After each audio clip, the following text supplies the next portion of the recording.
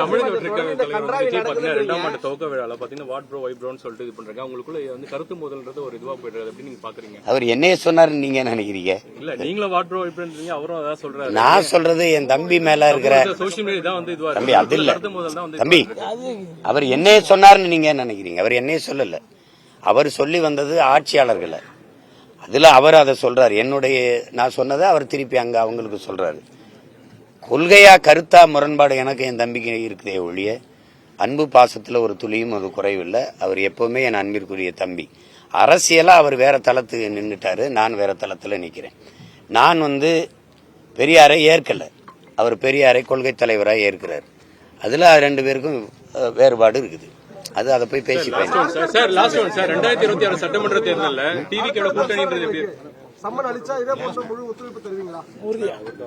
அது வருவேன். அது சட்டத்தை மதிச்சு தானே ஆகணும். வருவேன்.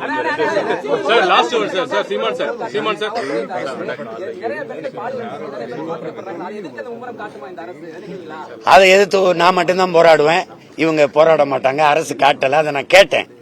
நீங்க பல்கலைக்கழகத்திலேயோ பள்ளிக்கூடத்து பெண்களுக்கோ மனநலம் பாதிக்கப்பட்ட பெண்ணை 8 பேருக்கு மேல வன்புணர்வு செஞ்சிருக்காங்களா, அதோ பொள்ளாச்சி கூட்டு பாலியல் வன்புணர்வுக்கோ நீங்க எந்த நடவடிக்கை எடுக்கல. அதை எடுக்க மாட்டாங்க.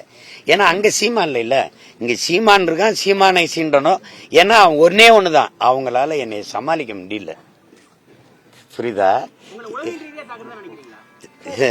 என்னுடைய உளவியலை இவங்கள உளவியலா சாகடிக்கிறது தான். உங்களுக்கு புரியுதுன்னு நினைக்கிறேன். 2026 தமிழக வெற்றிக்கழகத்தோட கூட்டணி இருக்குமா?